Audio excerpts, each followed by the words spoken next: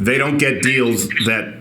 They can be wage slaves for a little bit, come over and make a salary and grow their brand. They can be wage slaves for a little bit.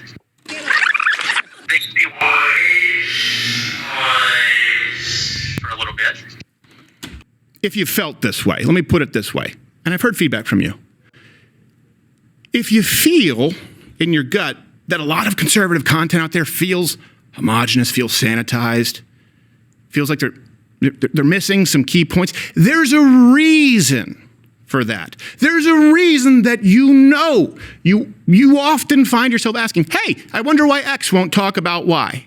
This morning, we're taking a closer look at surveillance. We told you about Ring Home Security giving police some access to doorbell cameras. We know there are about 12 incidents where the camera footage was given to law enforcement without the homeowner's permission. I rely on Ring. But once you've opened that door, that it is big tech now that decides what information gets turned over to the government and when, you have no control.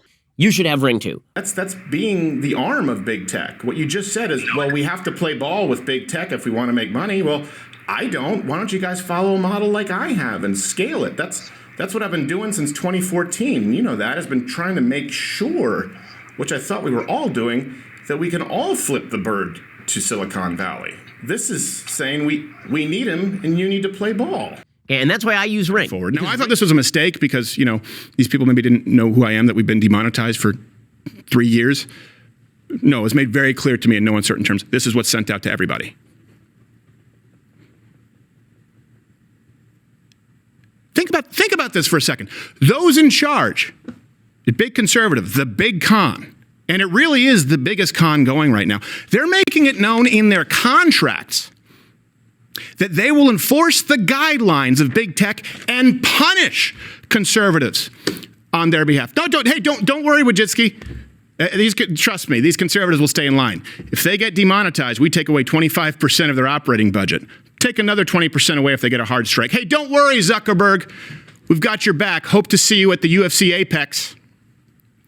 Let me ask you, can you imagine if this show not only was never permitted to take risks per our contract as it relates to big tech guidelines, like as far as the content guidelines, right? There's content guidelines and there's advertiser guidelines.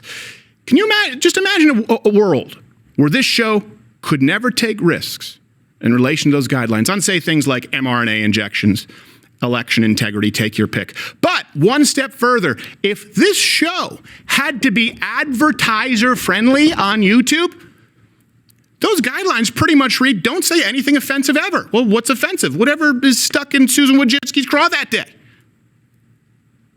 I wish those at the top in big conservative, with, granted, a lot of the money, wanted to do better.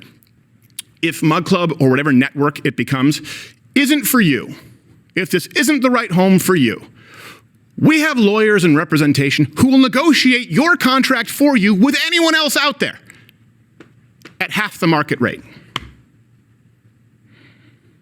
Why? Because I don't like this, and I'm going to end this. We all need to end this together. I have plenty of friends. I could use a few enemies. There is strength in numbers. The only thing these people can still talk about is the money. The conversation was about conservatism, the movement, and big tech. They keep talking about money. I'm talking about a country. I'm talking about a movement. I'm talking about making a difference. It's not about the money, and Jeremy and the Daily Wire know that. How do I know they know that? Because after, according to what he said, I walked away from the offer. I did place one more call to the Daily Wire, and I made it very, very clear that it wasn't about money. That was not the topic of conversation. There was zero, as they've tried to portray this, miscommunication. It was one last call where the only thing that I asked for, my only demand, was their word, and not even for me, but for other people coming up facing these kinds of contracts. Let's say it's a kid who comes in with 500,000 YouTube subscribers or something like that, 100,000. Let's say it's some other kid you're paying 6 figures to come in and do it. There's not the penalty of the demonetization or if they're removed from iTunes, Apple, YouTube. Yeah, sure there would be. Binge teenage talent, young talent, they don't get deals like this. So they don't get deals that They can be wage slaves for a little bit, come over and make a salary and grow their brand. you then own. Well, I own parts of it. I don't own it. They can, when their contract's up, they can still go out and they'll still be famous. They can keep doing their shows, so go do a show somewhere else. They'll be in a far, far, far better place. You helped make them. No, not looking at this contract. This contract owns it in perpetuity even after the contract. You're paying a lease but getting ownership. That's what this contract reads. On the content that we paid to produce, yes. See, here's the thing, Daily, they keep talking about a business. Well, I walked away from the table because I'm talking like it's about a country, about a movement. And this is the thing, the response that I've heard over the years is not just now. I've been doing this for a long time. You constantly hear, it's just business. It's just business. Well, guess what? It's not to me. Sure, I run a business, but it's not just business. And let me ask you, when have you ever heard someone say it's just business when they're doing the right thing? I want to talk to about us, this kind of culture that's been created of open season on comedians, and talk about us. You speak on college campus. I've obviously done stand-up for a long time, and I've only recently gotten back to doing stand-up, where I don't do college campuses anymore. I've had to stop.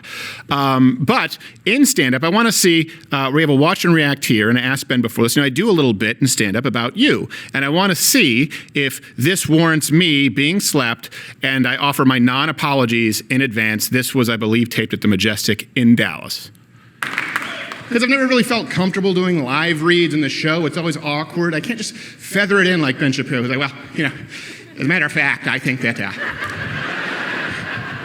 any parents who put their child on puberty blockers is committing child abuse, and it's disgusting, and almost as disgusting as 200 thread count bed sheets. That's why I use Poland brand bed sheets. Is that a commercial?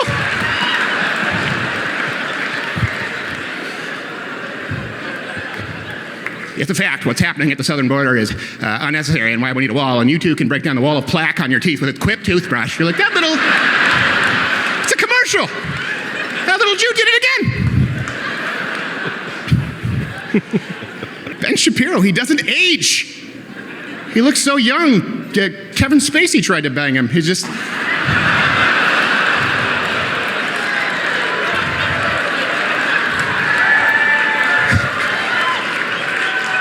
And I've since added that priests don't know if they're more disappointed that you're Jewish or 40. So, Ben, would you hit me? You sick son of a bitch. I will say this, though, because I had been doing stand-up for a long time, and I didn't really do like the college campus.